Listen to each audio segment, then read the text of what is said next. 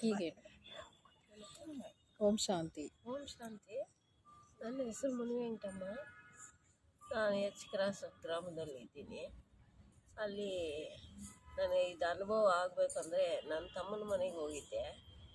ಅವರು ಟಿ ವಿಯಲ್ಲಿ ಹಾಕಿದ್ದರು, ಮದುವೆನದು ಇದು ಹಾಕಿ ಬಾವಾದು. ಅಲ್ಲಿ ನೋಡ್ಕೊಂಡು ಬಂದೆ ಅಷ್ಟೇ, ನಾನೇನು ಇದು ಗಮನಿಸಲ್ಲ.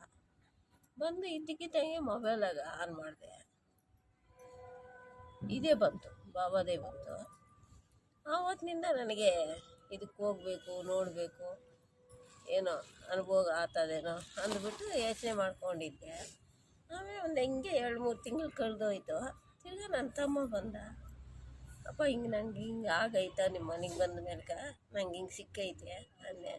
ನೀನು ಬಾಬಾ ಮಗು ಆತಿ ಅಕ್ಕ, ನಿಂಗೆ ಅನುಭವ ಅದೇ, ನೀನು ಬಾಬಾ ಮಗು ಆತೀಯ ಅಂದ್ಬಿಟ್ಟು ಹೊರಟೋದ್ರು ಅವರು. ತಿರ್ಗಾ ಒಂದು 4-5 ತಿಂಗಳಿಗೆ ನಮ್ಮ ಮನೆ ಒಳಗೇನು ಕಾರ್ಯ ಇತ್ತು, ಅದಕ್ಕೆ ಬಂದರು, ನೋಡ್ಕೊಂಡು ಹೋದರು.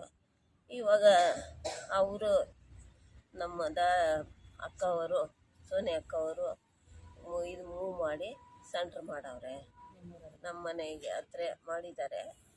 ಆ ಸೆಂಟ್ರಿಗೆ ಇವಾಗ ನಾವು ಹೋಗುತ್ತಾ ಬರ್ತಾ ನಮ್ಗೆ ಸಣ್ಣ ಪುಟ್ಟ ಆರೋಗ್ಯದ ಪರಿಸ್ಥಿತಿ ಕಮ್ಮಿ ಅಷ್ಟು ಮಟ್ಕನೇ ಇತ್ತು. ಇವಾಗ ಇದ್ರಾಗ ನಾನು ಹೋದ್ಮೇಲ್ಕ ಭಗವಂತ ನನಗೇನು ಕೊರತೆ ಇಲ್ಲ, ಆರೋಗ್ಯ ಆಗಿದ್ದೀನಿ, ಶಾಂತವಾಗಿದ್ದೀನಿ. ಮುಂಚೆ ಮೆಟ್ಲು ಹತ್ತಕ್ಕಾಗ್ತಾ ಇರಲಿಲ್ಲ. ಹೌದಾ? ಶಾಂತವಾಗಿದ್ದೀನಿ. ನನಗೆ ಸುಖ, ಶಾಂತಿ, ನೆಮ್ಮದಿ ಎಲ್ಲ ಕೊಟ್ಟಾರೆ ಭಗವಂತ.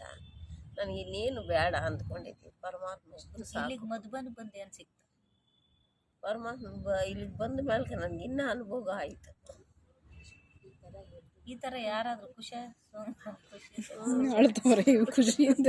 ನಂಗೆ ಖುಷಿ ಆದರೆ ಅಳು ಬಿಡ್ತೈತೆ. ಹೇಳಿ, ಪರವಾಗಿಲ್ಲ, ಸುಖ ಯಾರಾದರೂ ಕೊಡ್ತಾರಾ? ಇಲ್ಲಿ ತನಕ ಎಲ್ಲಾದ್ರೂ ಅನುಭವ ಮಾಡಿದ್ದೀರಾ? ಅಷ್ಟೇ ಸುಖದಾಗೈತೆ. ಏನೋ ಪರಮಾತ್ಮ ಜ್ಞಾನ ಇದ್ದೆ ಇನ್ನೂ ನನಗೆ ಇನ್ನೂ ಒಂದು ಸತಿ ಬರಬೇಕು ಅನ್ನೋ ಜ್ಞಾನ ಕೊಟ್ಟಿದ್ದಾನೆ ಭಗವಂತ. ಬೇಕಾದ್ರೆ ಕರ್ಕೊಂಡ್ಲಿ, ಬೇಕಾದ್ರೆ ಅಷ್ಟು ತುಪ್ಪ, ಅಷ್ಟು ಸುಖವಾಗೈತಿ. ಓಂ ಶಾಂತಿ.